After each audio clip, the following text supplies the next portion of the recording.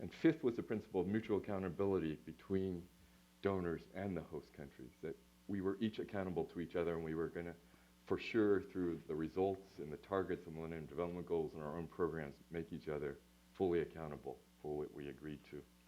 So those were the 5 conferences and 5 principles. How does media development fit into that? In these 5 conferences and principles is what I consider, it's not termed that, but what I consider a core social contract. That is, donors say to the developing world, okay, you're right. You know, we've been running around with our heads cut off, we follow each other, we don't coordinate very well, we as donors, so we're going to let you be in the driver's seat. But in return, if we're going to support your strategies and your country systems, meaning your financial industry, budgeting systems, et cetera, then there has to be democratic ownership of your strategy and your development process. And that democratic ownership term is enshrined in the Busan Partnership Declaration of 2011. Democratic ownership is achieved explicitly in the Busan Declaration by bodies such as parliaments, local governments, and civil society writ large. It was a deep oversight not to include media, as Mark knows, in the civil society paragraph of the Busan Declaration. But we fought hard, and I fought hard with my USAID, alongside my USAID negotiators and our allies, to get democratic governance and human rights and democratic ownership into it. But I think we didn't get across the finish line. I fault myself for not pushing harder for the term of free media in the Busan Declaration. So that's the core social contract. Country ownership, yes. Country systems, yes. But democratic ownership, yes also. So media has not been explicitly mentioned. So we, this community, lost the battle in Busan. In Mexico City, we tried to advance that agenda, both at the GovNet, at the Development Assistance Committee of the OECD. We had Mark and James and others at forums where we talked about media as a key plank of democratic accountability and a broad democratic accountability system. We talked about, we brought the show on the road to Mexico City at the most recent conference of aid effectiveness. So we've tried to inject it in the discourses. At the same time, now the battle for this year, post-2015 development goals. The so-called Open Working Group of the UN has produced 17 sustainable development goals, which is a draft of the post-2015 Millennium Development Goals. And they include a combined peace and governance, democratic governance, human rights, rule of law goal in Goal 16. But we have not yet been able to insert media into it. The Secretary General Ban Ki-moon, to his credit, explicitly in his advice to the General Assembly that came out in a report about 2 months ago, he has said media freedom should be a core part of this basket of peace and justice goals. So we hope the negotiations will achieve what the Secretary General has envisioned in including media. So as I finish up my big E introduction, big E effectiveness, let me just say the challenge is to make media development an integral part, an explicit part of the Millennium Development Goals redux in the form of the post-2015 development goals, because only that will truly achieve the 5 principles and the work of the 5 conferences that have gone on since 2000. Briefly on the little e, how do we try and achieve effectiveness in USAID's media programs? Just a snapshot, as all of you know. We spend about, roughly by our count, about $120 million a year on media development. $40 million is on our core media development work as part of our democratic governance and human rights work. About $80 million is what we call integrative programs. So integrated into the social and economic sectors, health programs, agricultural extension programs, climate change programs, and using media or radio as a tool to advance goals and knowledge and information in those social and economic sectors. So it's about a $40 million with the core programs and an $80 million for the integrated programs. We try and, to put it very briefly, we try and advance effectiveness in our AID homegrown programs by trying to advance a 5-part agenda. And that agenda, as Mark on his new website intimates explicitly, all of these four pieces are intimately interlinked, and that's how we approach them. So in pursuing effectiveness of AID programs, we're also advancing innovation, sustainability funding as well. But the first thing we try and work on is to instill and provide the core journalistic skills in developing country journalists, whether they be a professional journalist or a citizen blogger alike. Second, we work on the political, legal, and explicitly democratic enabling environment of the media sector. So we work on the laws, on the rights that need to be encased in those media laws, and we work in supporting advocacy groups, human rights groups, media freedom groups to support a robust enabling environment. Third, we work on sustainability and explicitly helping media organizations develop the financial capacity and wherewithal to be financially independent and to really, for them to be able to achieve free media through an independent economic and financial base. Fourth, we very much, over the course of the last 2 decades, mix as appropriate new technologies with traditional technologies such as radio and TV. We've, as long, again, as 2 decades ago, we began incorporating the digital and new media into our programs. And that's a core part of it, even to the extent in closed and closing space societies, we work on providing internet security to bloggers and activists to stay safe in projecting their messages into their societies.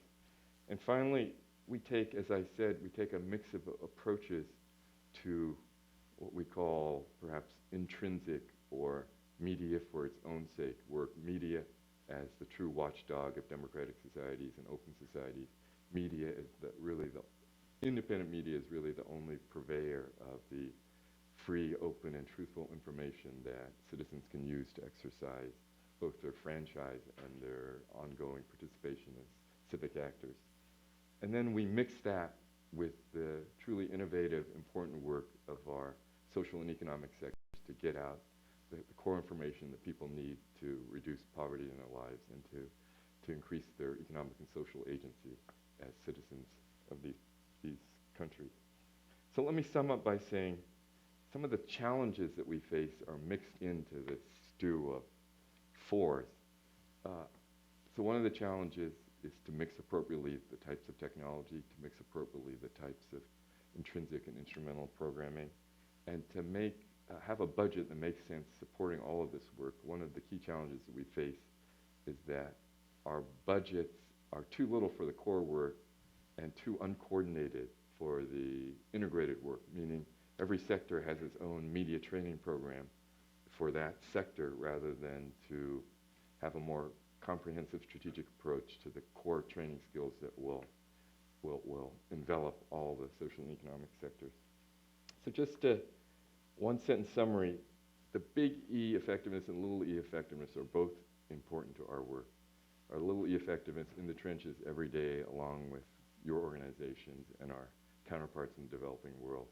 But the big E debate is important to win in the post-2015 and beyond in order that we can expand the horizon and the sphere of the work that we all do together. Okay. Thank you, David. You know, it's great that you were able to give us that sort of overview of the debate at the international level, because one of the things that came out from all of those encounters that we've had together in that process, and not so much from the U.S. side, but from the donors in general, is we hear from the international players on those stages that the media development crowd has not been as engaged as some other players on this whole stage. So say why, you know, to tell our audience why this matters. For example, why does it matter that there be the word media post-2015 agenda? What does it, you know, what does that, why does that What does that change? I think independent and free media to get in all these documents because, as Mark referenced in his introduction, there is a backlash against open societies, the so-called third wave that Chris and his colleagues chart through the International Forum here and the Freedom House charts and many, many organizations chart. Backlash against open societies after the cresting of the third wave is real. We all face it in our daily work. There are opponents of free societies. There are geopolitically strong opponents of those free societies embodied in very powerful countries. They are throwing their weight around at the UN and international fora of every stripe. It's important for the supporters of freedom, human rights, democratic governance, and free media as a part of all those things to make it clear to all governments that independent media is a sine qua non of democracy and human rights. Without free media, those larger goals cannot be achieved and certainly not fully achieved. And I think for that simple reason, all of you, all of us together need to be part of that discourse. We being a relatively small community, it's hard to have your voices heard in Geneva, New York, Busan, Mexico City. It's hard to afford the plane tickets there. But it's important that either I or my colleagues at AID or the State Department represent yourselves, show up, because otherwise, given this encroachment of authoritarian societies around the world, I think we will face greater backlash and greater retrenchment. Thank you.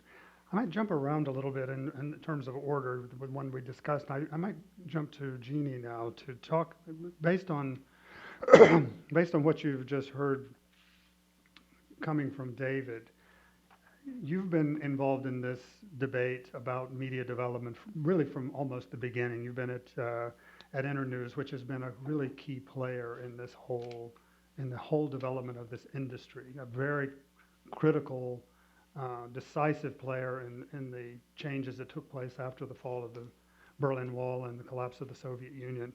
And you've seen the movement from really successful and quite good work that really just blossomed in places like Poland and Central Europe in that period to the more difficult environment that we're facing today. And I just wonder what your feeling is about where we're going now in this field. How prepared are we as a sector to meet the challenge of this less open world where even the technology and business models that we're dealing with are so.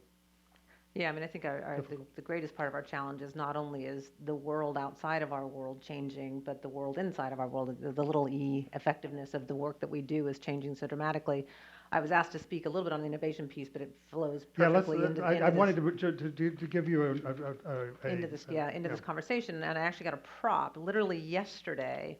When I was preparing for this, something came in the mail to me from our headquarters in Arcata, California. It's called Space Bridges, Television and the U.S.-Soviet Dialogue. And as an organization, we talk about our work with Space Bridges as the first big innovation that Internews worked on, which was lassoing the power of satellite technology to help reduce conflict around the world between the U.S. and the Soviet Union. Sort of hilarious in this book, and I will actually literally pass it around because it's really interesting read. But at the very beginning, it talks about television and says how difficult it is to get messages of impact out because the media itself is just so flashy and shiny that people just can't focus on the message. And I'm thinking to Michael Brainerd, like, you haven't seen anything yet because our challenges now are so very much greater in sort of the media and information space. So I will pass that prop around. And the changes in the way we consume and produce and share, absorb information means that innovation needs to be in our DNA, and it changes the conversation, how we present ourselves and all of our issues. And I think what's really important on the innovation side is to remember that it's not invention. Invention is creating a new gizmo or a new technology or a new approach to something. It's about taking the best of all of that new information and ideas and making something more beautiful and making something more impactful and something more powerful. And so as a sector, we must constantly be striving to innovate because the forces outside of our sector and the forces inside of our sector are in fluid motion. And I think that's one of the biggest challenges because of the way the world feels today. I think when you think about it, I think our greatest innovation, the place we have to work on, is our strategy itself. So the theory of change hasn't changed, but our strategies are changing greatly. And I just heard my mic go off. In the old days, we had a sort of a media sector strategy, and we knew what we were trying to do, and it was a very straightforward approach of building a healthy media sector. Now, I mean, we've turned the question around, and we have to. It's like, how do we help communities meet their own needs so they can be healthy and in a robust community and society? And so turning that strategic question around really turns a lot of things around, but that's the only way that we can think about it. At Internews, we are moving away from using the word media development. We are talking about and have embraced an internal strategy of growing healthy information ecosystems. My second prop.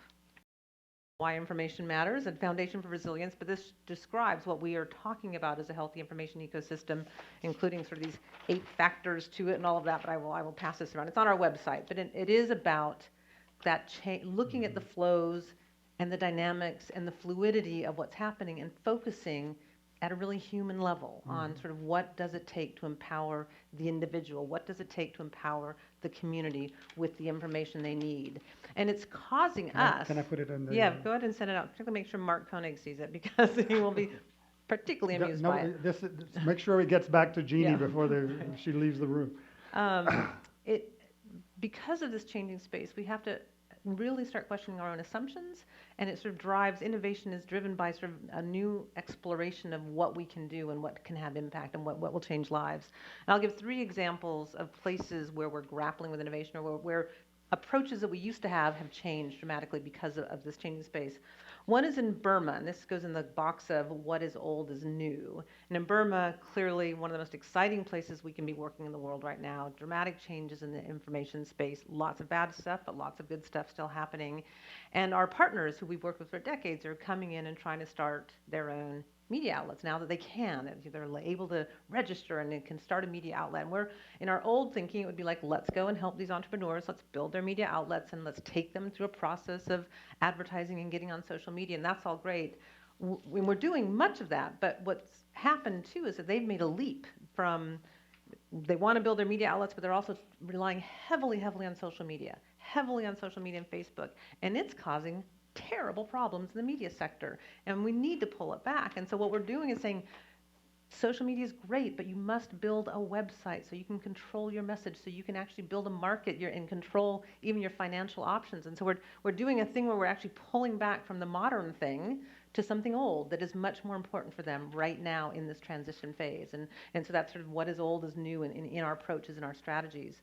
A second one is in the context of what we're doing in response to Ebola. Our traditional approach to working with media and addressing health issues is to make sure that affected populations have the information they need. It's very straightforward, the type of information they need. Places like Ebola and all over, the bucket here is information overload, chaos, information chaos. In Liberia and Guinea, where we've been working, that's the problem. Everybody can produce news and information, everybody can send SMS texts, and people are drowning in information. And so what's the strategy? Normally our strategy would be to do a very focused training program on the health issue at stake. Well, now we're creating an information dashboard to help sift through just this incredible amount. It's a very different help fill that critical role for the community, the affected communities, is how finding ways to sift through information as opposed to producing information. And the third example of changing approaches and assumptions driving innovation is in South Sudan, and this goes in the bucket of appropriate technologies. The high tech isn't always the right solution. We're working with internally displaced people in South Sudan because of the conflict there, and they are in IDP camps around Juba and all over the country, and they have very, very particular information needs. And our normal approach for refugee programs is set up refugee radio or set up a radio station for IDP camps. In this case, there's really very strict security concerns for these IDPs. And so we've had to go very, very low tech. We can't do the broadcast model that reaches everybody. That's very simple for us and is our standard. We're taking megaphones or we're taking microphones out in four-wheel little ATVs and driving around the camps with some music on to draw people to it, and then literally broadcasting the news via megaphone or broadcasting that way. And so it's that sort of high-tech, low-tech, the innovation. You need to think about what the best way to meet the very unique needs of the communities in which we're engaging. And that's our challenge, I think, as a community, because it's changed so much. I applaud what you're trying to do here. I think the areas that you're working on are very important, and I've sort of specifically some of the questions and the help that we need. On the innovation front, we need help sharing these ideas, these approaches, and sort of what the innovation is. You've always been very good at helping us share what's going on. The sustainability question is the holy grail in this new world. We don't have answers, and we were supposed to have answers, right? We're supposed to have the solutions, and we don't. And we are surfing it just like the world is surfing it, and we've got to work on this together. The funding, I think making the case for this has gotten a lot harder. I mean, because we're making both the broad development impact, not just the simple fourth estate argument, that's harder in itself, and particularly with some of the funders you deal with. But the chaos in our own world, it makes it, I mean, it is a little unnerving that we're saying these words that I just said now about how chaotic our approaches are and how they've changed so much. So it doesn't reduce the importance at all, but it makes the conversation a little bit more difficult, and I think your help and our help in coming up with the best ways to describe this. And the effectiveness piece, that human-centered design, the user sort of thinking about our design and the impact it's having at the individual and community level is just so critically important in our small E. I don't know if that's small E or big E, David, but I feel like it's both. Also thinking about different standards, given the nature of the work that we work in. There's ICT for D principles that I feel as a community we need to do a better job of embracing in commitments to some of these types of principles. So those buckets that you're helping us with, Mark, and this community has always helped us work with, just feel all the more relevant right now. So. Well, that's a really good segue to Harlan, who has grappled with this sustainability question directly throughout your work at the NDIF, which I think is one of the more interesting models in this field of really trying to create sustainable, independent media in countries that actually work in a way that is quite an example for others. And I wonder what are you taking from this conversation at this point? So I think this focus on innovation. The focus on innovation, I think, is key to the moment that we're in. I like the way you're changing. You're putting the focus on how communities use information. For us, we function as an. So we provide financing for independent media companies, whether it's loan financing or equity financing. And so we're very much focused on companies as a base of organization, as a focus of our effort. And we believe these are, oh my God, my phone's on. So we believe media companies are essential for creating information and processing it and developing it into a bucket of credible, reliable, useful content that people can use, right? And that can provide robust platforms for debate. The challenges that we've all heard about today already are real. The whole industry is in dramatic flux. And the question of what business models in the future and what can work today are really serious questions. I think Mark, before this, posed for me the question: is there any way for independent media to be sustainable in the future? And I think it's a question that can only be answered yes, no, and maybe, because it really depends on the specific country and the specific kind of medium. Television is different from radio, is different from print, is different from digital. And every country has a very different media economy. Some of them can support different versions of media that I've just went through, and some can't. and some might be able to, if not now, maybe down the road. So we've been, in recent years, focusing a lot on investing in digital media startups, because we believe that it's important to try to find models that can work in these environments.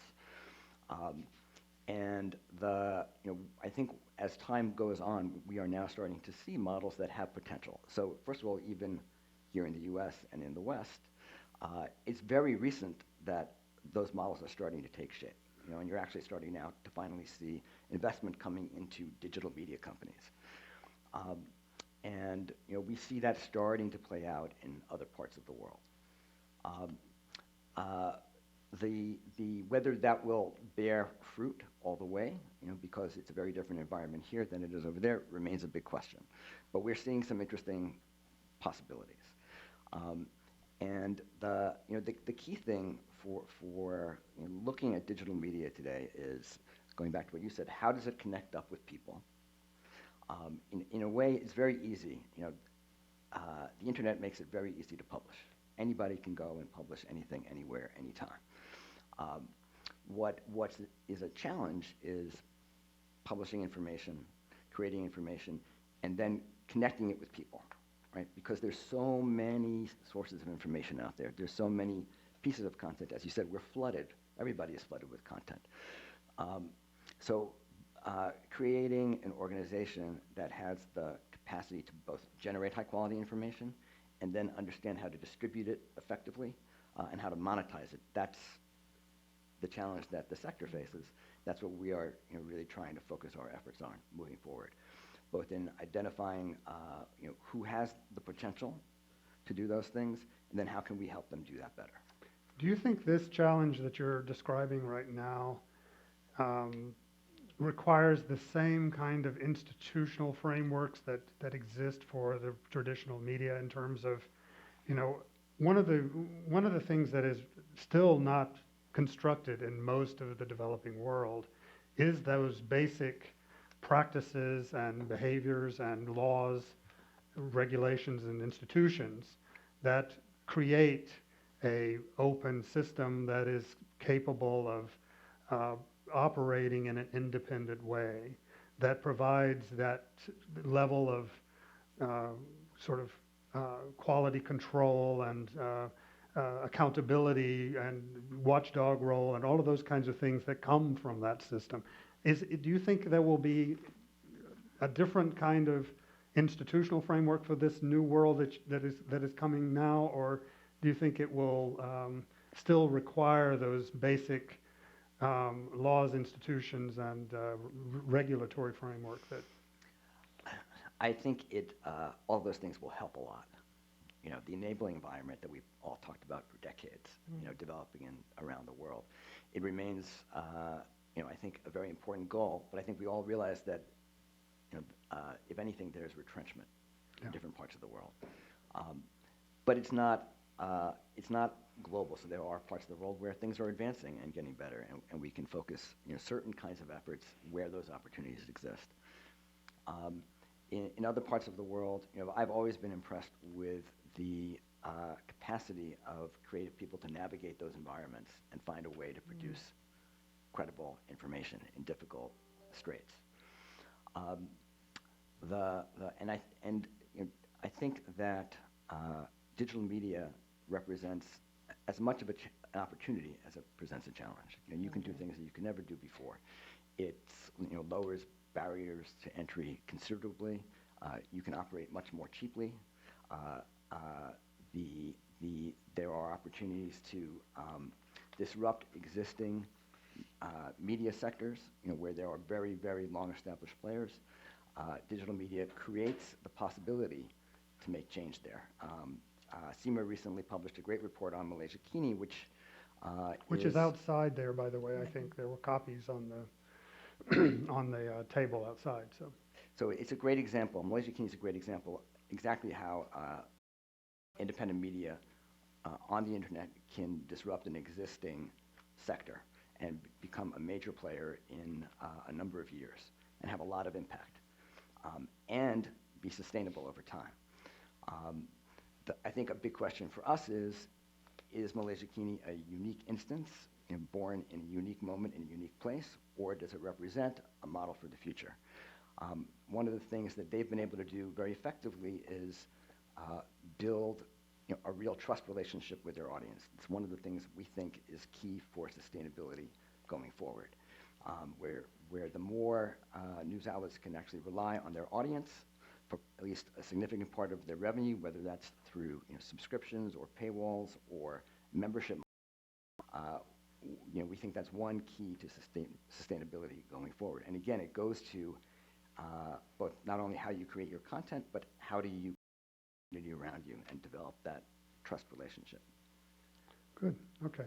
And going back to Jeannie, just to close the circle on the whole idea of the ecosystem for information.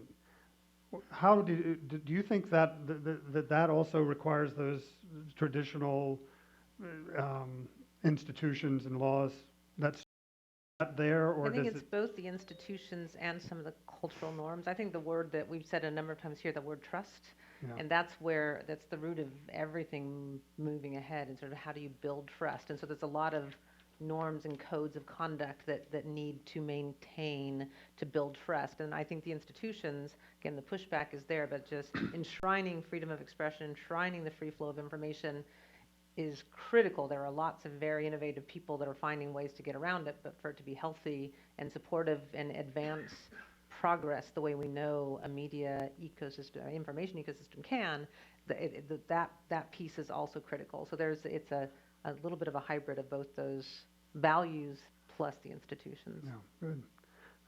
And you've written on the whole funding scene many times for CIMA, and you've been following this for years, and so you're probably the global expert on this topic, actually. I just wonder how you see this going in this environment, because there are signs that there's some pullback by the Europeans, and I don't know, in the U.S. I think some of the foundations, there have been some questions about, can we work in this environment, or are we having impact, and what are how do we measure whether or not it's working, and those kinds of questions have come up and undermined, and a lot of the conversation that took place in Paris, the initial meeting at the GovNet that sort of spurred this. I remember maybe it's now been close to 3 years ago, there was a British representative there, I'm probably talking out of school to mention this, came up and said basically, we don't really know what to do in this environment. We are not able to invest in this in an effective way. Where do you see the funding situation now in this field, and where's it going? Yeah, and I'd like to start with kind of thinking about my take on some of the points raised. When I started out in this racket 20 or 30 years ago, it was a lot easier. You had the free world and the communist world, and if the communist world only saw the light of day and had political and market freedoms and started good newspapers, everything would be fine. So a lot changed. We'll skip over that part. And the premise is much, much more complicated. And one thing that we've had is a light shown on what media is and can be. It's not just the relationship with the audience. It's also the relationship with the institutions of society, the state, but also market institutions, also religious, educational, et cetera, et cetera, et cetera. And what we're missing in, I think, our overall conversation on the donor level and elsewhere is a clear understanding of the role of social values in the media and the way that the independent media is a kind of invisible mediator of the society's values. So if we read our media in the United States, there's the premise that it's not okay to murder people and steal from people and knock old ladies over with your umbrella. You don't have to state that all the time. It's embedded in the values of the institution of the medium. And as everyone who's worked in journalism knows, coming through a training or at a acculturation of every single institution, you learn those values, and sometimes you learn them the hard way. So here we have Fruit Basket upset, where within the last 10 or 15 years, all of our definitions about media have changed. All of a sudden, the acculturation, the role of the mediator of value, all of these are challenged and disrupted by digital media that says audience is creator, creators are audience. We don't know exactly who is what at any given moment. And by the way, this can create real problems. So when journalists learn how not to get sued from their editors, in whose interest it is not to get sued, there's a whole invisible institution there that creates a safe space for that mediation to take place. Yeah. The citizen journalist doesn't have that. They probably don't have a lawyer and staff. They really don't. They don't have people to manage their business affairs or to understand or explain these incredibly complex, new evolving markets to them. So now you have the donors looking at what used to be an orderly universe, and it turns into this incomprehensible hive of activity. And they say, where do we put money? What button do we push to do that? And there just isn't an answer at this point. So when I talk to foundation officers, what used to be simple portfolios, we spend $1 million a year on press freedom. Okay, that was kind of straightforward, and there was a finite universe of organizations to spend that money with. Now they're saying, well, but included in that is freedom of expression, digital freedom, access to digital media, response to surveillance, social messaging, ICT for D. Well, that's getting pretty infinite. And I think in response to that, there's a kind of institutional paralysis where they say, rather than spending more and more money with greater uncertainty, let's retrench. We're going to be in a period of confusion, and perhaps for the moment we have to accept that. And because many of these donor institutions are quite large and quite bureaucratic, it can take years to kind of reorient the portfolio. For me, this when I was doing a SEMA study and I was talking to the Ford Foundation officer and said, where does your media portfolio rest? In Mexico, it's in the folder. And of course, right? But in Bulgaria, it will be quite a different matter. So right now you have this massive reconfiguration in these massive bureaucracies. And I also would like to talk about the donor community in three parts. So starting with the state donors, what I see there is in some cases retrenchment and questioning the spending of money on media because people aren't quite sure what they're doing. A few years ago, there was a kind of digital bandwagon, and everybody from the state donors and the private donors were just jumping on, the more digital, the better, let's abandon traditional media because we don't think it'll be around. That bandwagon has really slowed down. And now it's kind of parsing out sector by sector. What I've heard from my friends who are very familiar with USAID is that there is some movement towards spending money more on the mission level in country. And some people think that the administration is prone to direct funding towards crisis points. That would not be the United States alone. You see that with a lot of international donors right now, where when Egypt has a tumultuous period and there's a lot of public attention going to Egypt, you've got a lot of media funding flowing to Egypt. In that case in particular, you had problems with duplication and inefficiency. You can have too much funding going into an area at once as well as too little. So the numbers are also quite high with DFID, the British aid agency. The Cameron government has been successful in holding the level of overall development aid fairly steady, even though there's been public pressure to lower it. At the same time, you see in Britain and Australia and Canada a lot of movement that I would kind of call trade, not aid.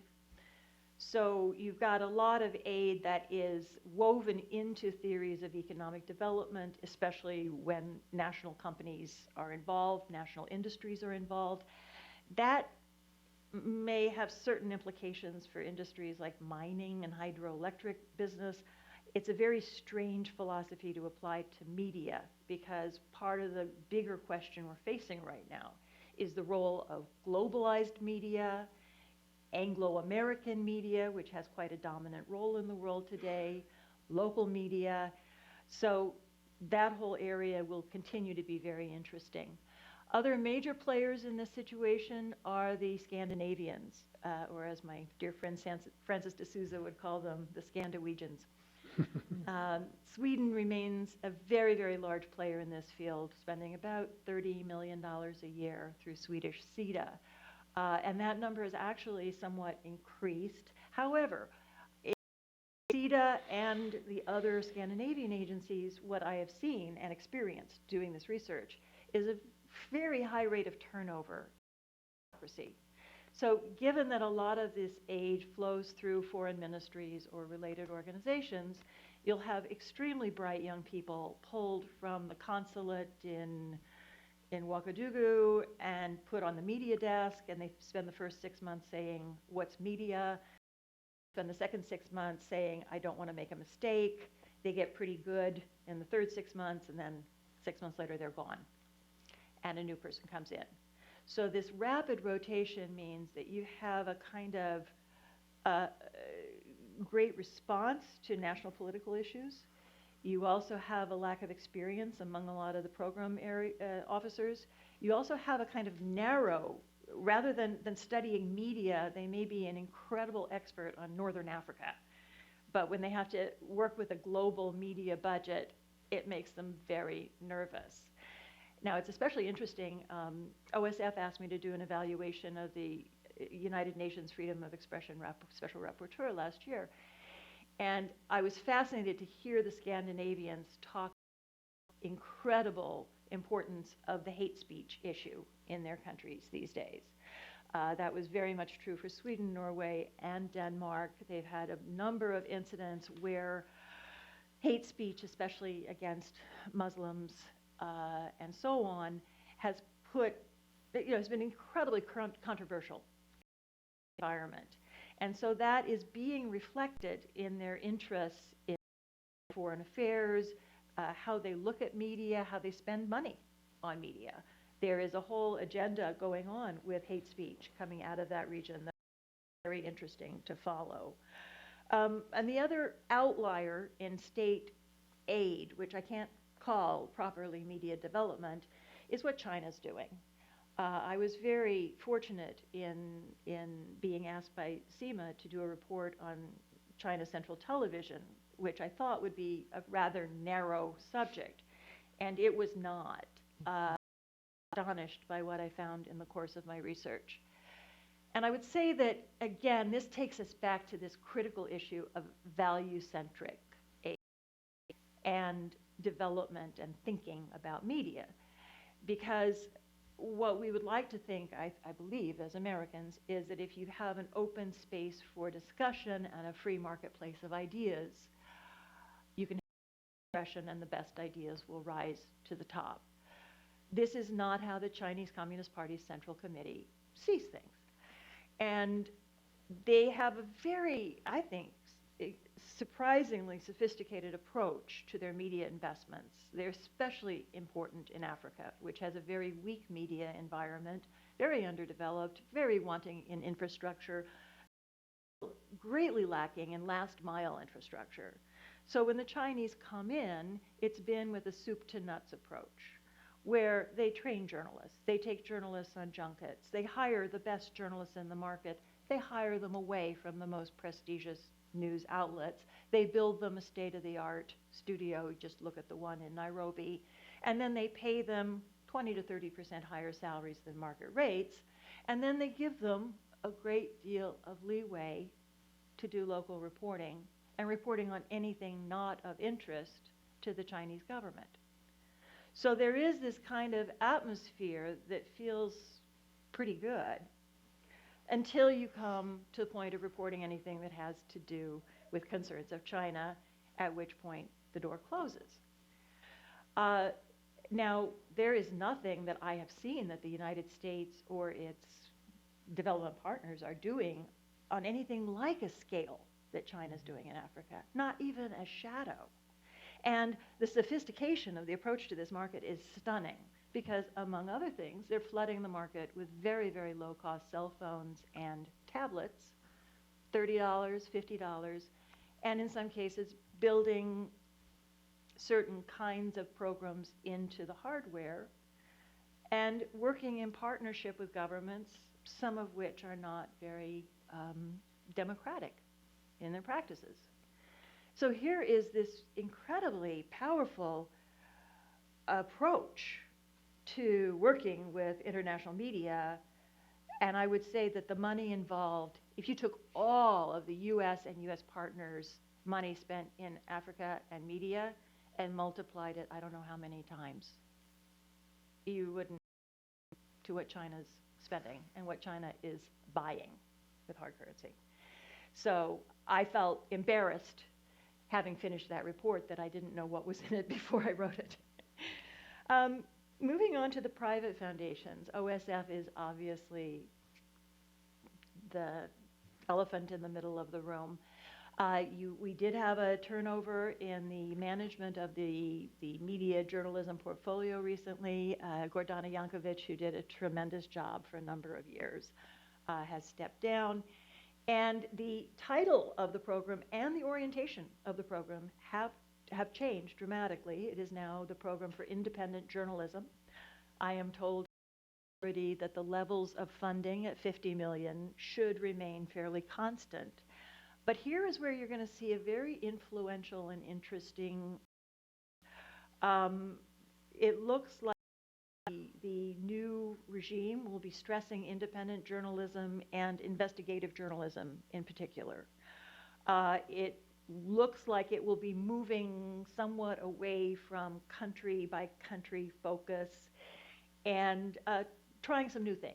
And it is very, very early days. The new strategies are not fully defined and authorized yet, but I would predict that investigative journalism will really benefit from this new stage of what they're doing. And I also feel that they'll continue their work in enabling environments, especially on the legal side, very much on the legal defense strategies. So otherwise, Ford remains an important player, $10 to $15 million a year from Ford. Some of that is going into their digital program. And again, you've got this uncertain line between content creators and audiences, digital freedoms, et cetera. And in many of these donors, you'll have surveillance programs worked into this as well. A newish player out of Europe is the Adesium Foundation. Now, we're going down from the 10 million level to the $7 million level at Adesium. And it's interesting to me to see that of the traditional foundations, Ford, MacArthur, for example, they used to be the big players in the room. And now they're not. They have been superseded by others. MacArthur is now at $1 to $2 million. Now, the exception to that is at $100 million a year, but it's really much more directed towards U.S. domestic journalism enterprises. And I think we'll be seeing a redefinition of their international programs. I think that they're in a transitional period that we'll hear more about. To go into the other part of the private donor world, it's very important to look at the new fortunes that have been created largely through the tech industry in the United States over the last 10 to 20 years. Pierre Omidyar's philanthropy has been around the $10 million level. So, practically overnight, Omidyar is standing shoulder to shoulder with Ford, which has been around forever, or at least 50 years. And we probably have all heard a little bit about Omidyar's forays into creating a news organization. There are a couple of things about these tech fortunes and their hedge fund cousins that I'd like to point out. First of all, when you look at a Ford or a MacArthur or an OSF, they're part of a community of philanthropies. They talk to each other quite a lot. They hire from each other. And I think they do, by and large, have a shared value system.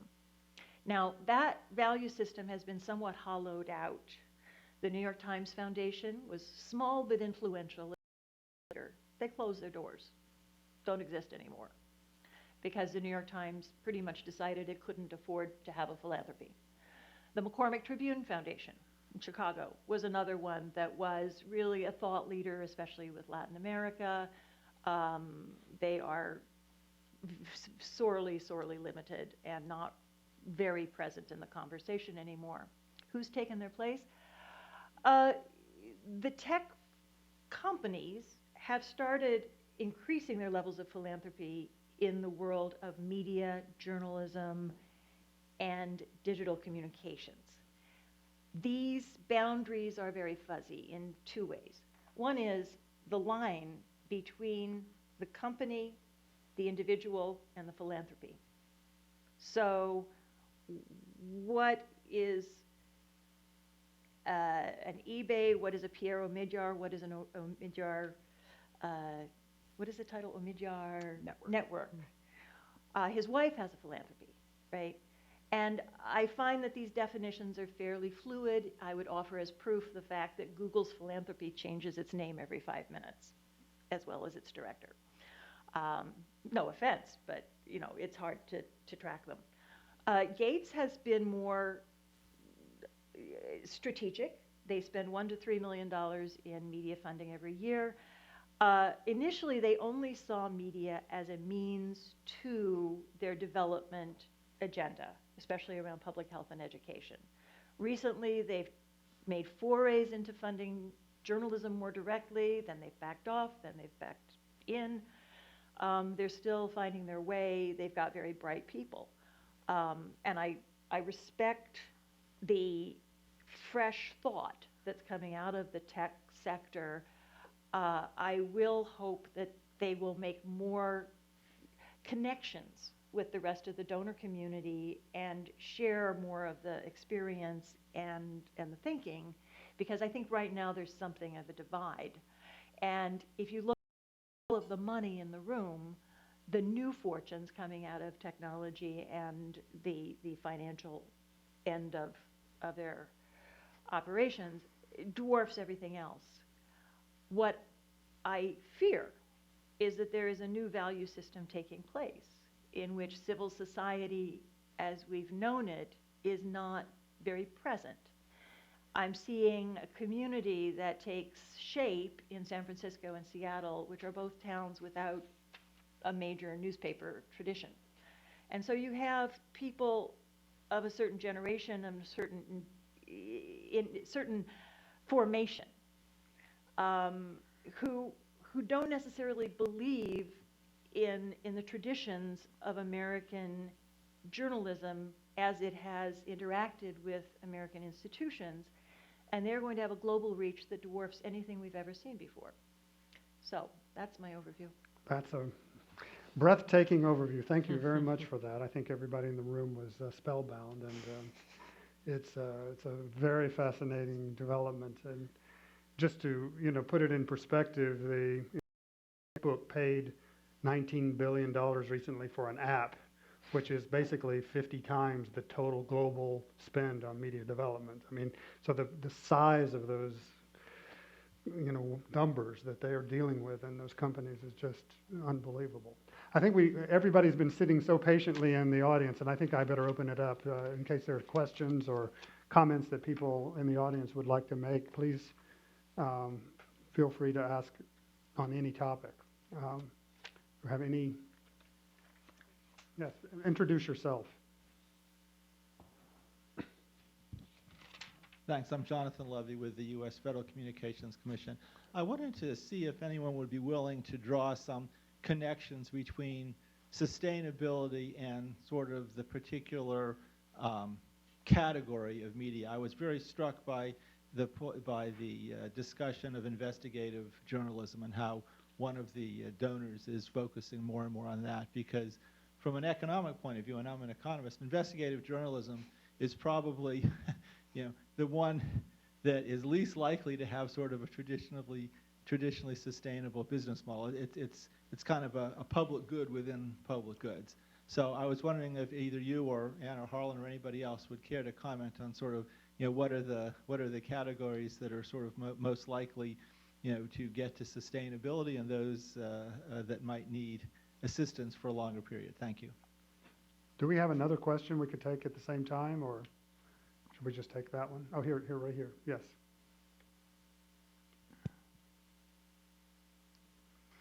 Yes, thank you. I'm Mindy Reiser. I'm a sociologist and a journalist. I've worked in Central Asia and Myanmar not long ago.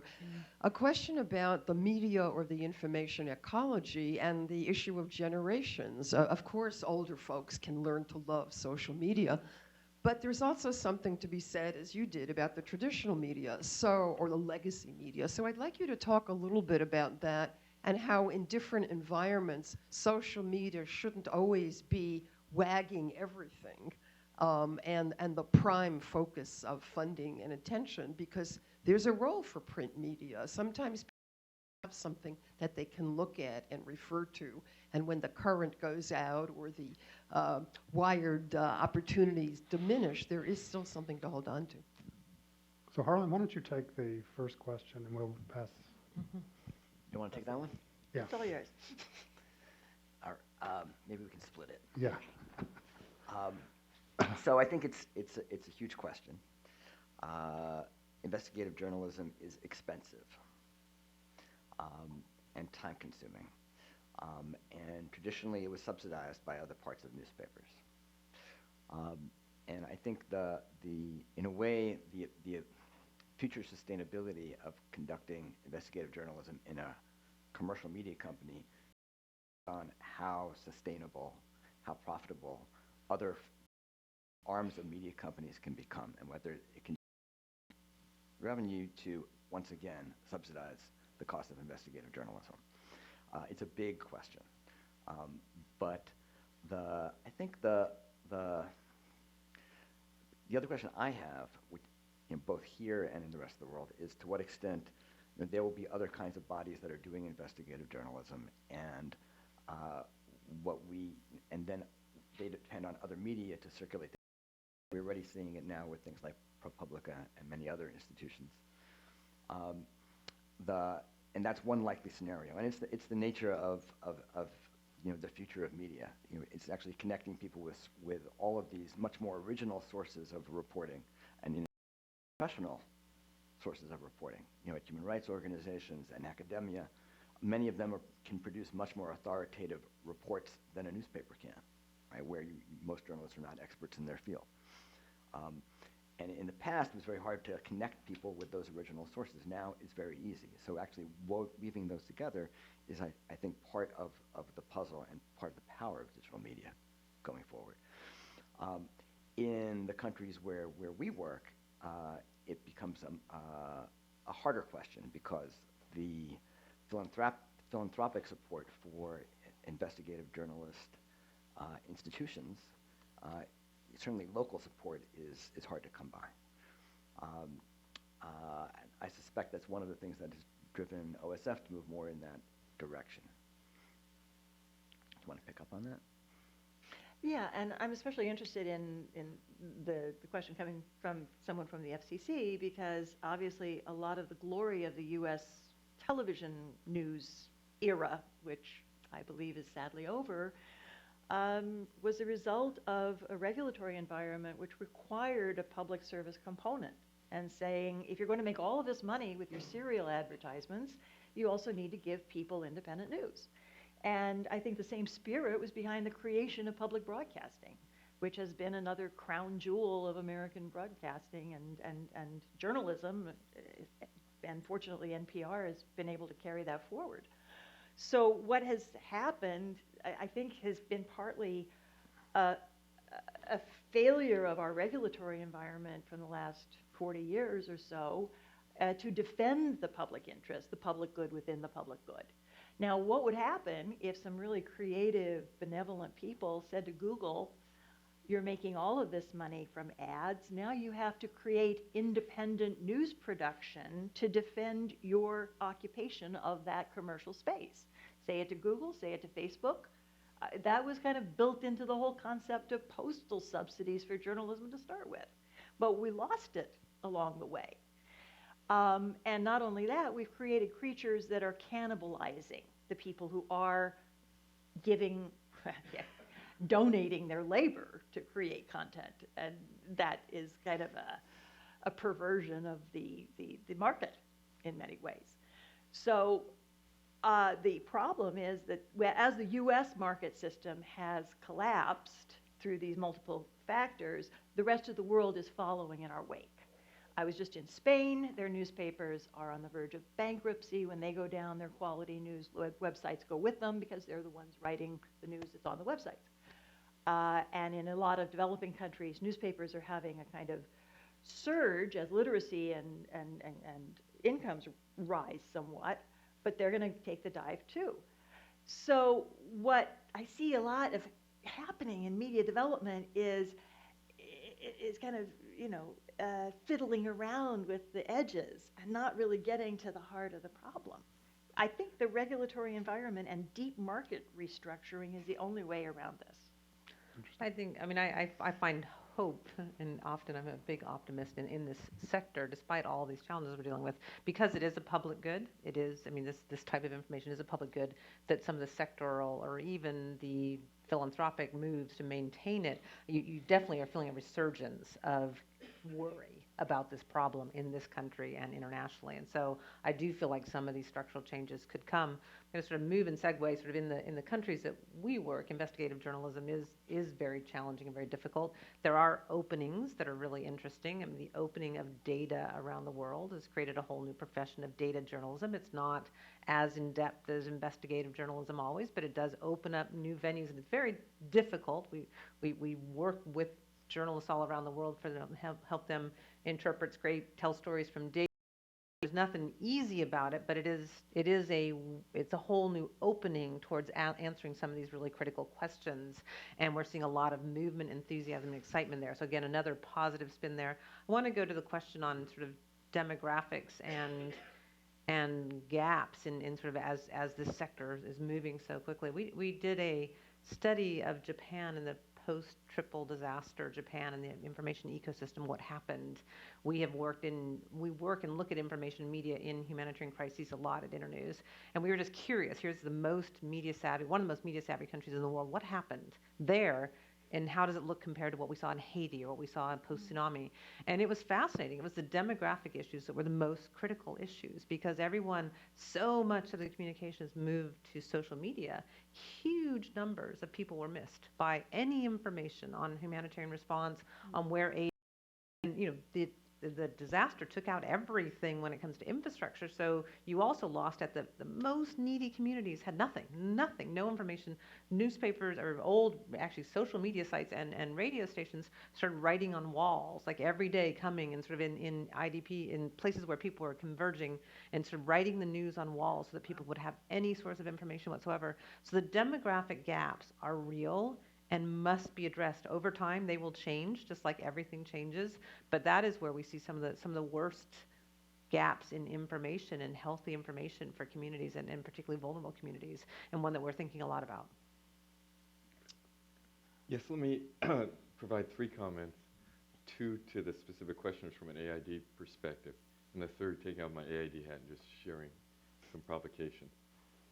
The first, Jonathan's question, from AID's provincial perspective, we certainly see investigative journalism as an enterprise that needs to be subsidized, and so we see it as an important part of democratic transition, important part of anti-corruption activities, and we recognize financial sustainability, particularly transitional ones for that. To Mindy's question, I don't have much to add to that excellent question, to add to Jeannie's answer of her South Sudan example.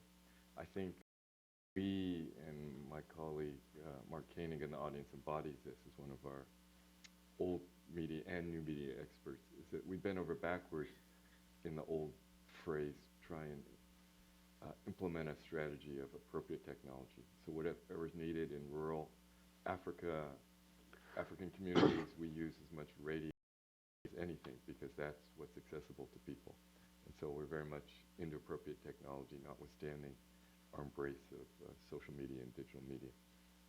On my own personal provocation, I think Anne asked a profound question about, in her introductory remarks, about whether the balkanization or diversification or anarchization of media in its traditional sense, both in developed and developing societies, has led to an alienation or a delinking of the media's relationship to the state, to the market, and to religious institutions and other fundamental bulwarks of traditional society or even modern society. And what are the consequences of that, and what are the consequences for our practical work in that? I'm of two minds. On the one hand, I grew up refugee from China. I was acculturated in terms of American social values in the 50s and 60s by the avuncular news hosts Walter Cronkite, Huntley and Brinkley. I bemoaned the loss of that. I still don't know what to do with 1,000 cable channel.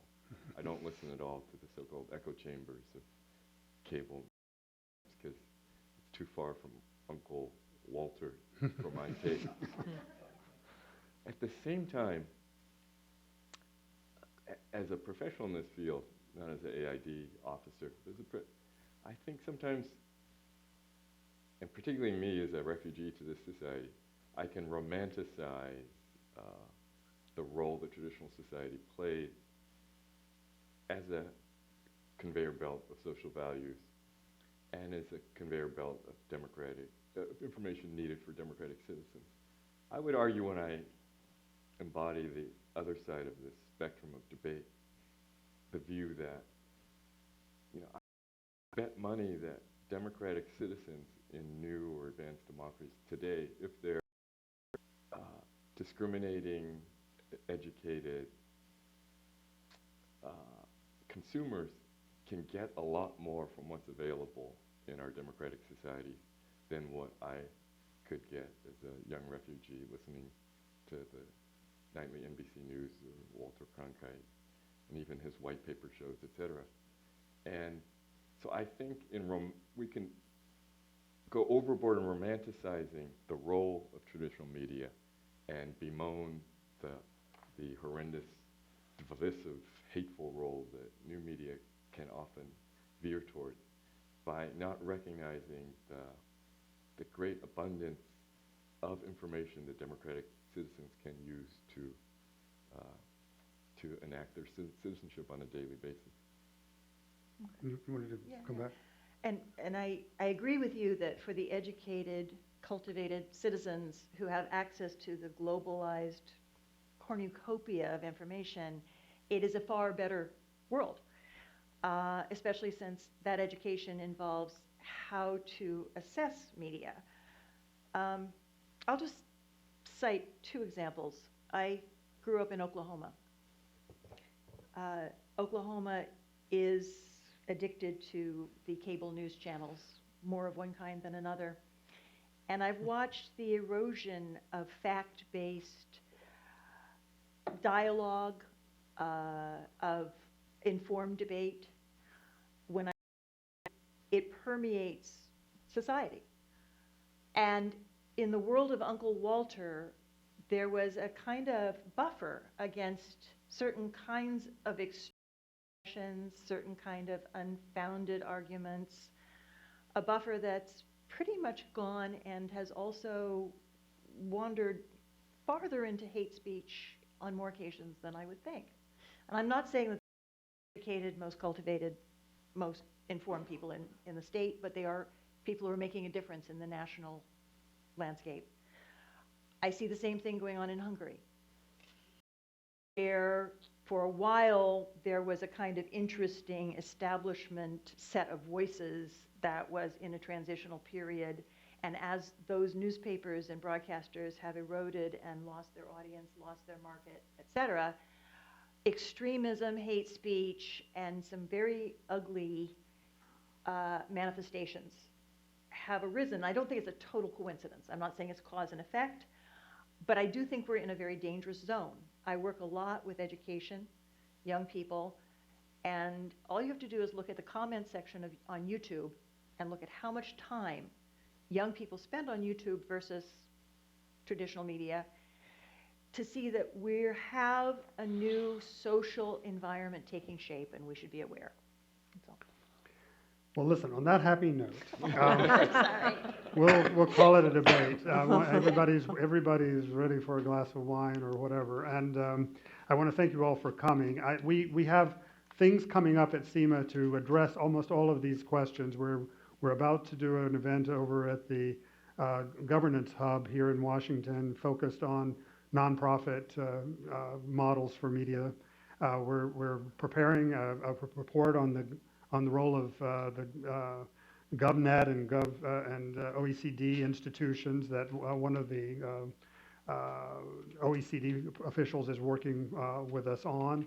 We're also doing a series of donor profiles. So we're going to be filling in more and more of this space, and I want to thank you for a really thoughtful debate. You guys all were really interesting to listen to today, and I thank you for coming, those of you who traveled, and David for coming over and filling us in, and it's always great to have you, and we want you to come back again. Thank you very much for coming.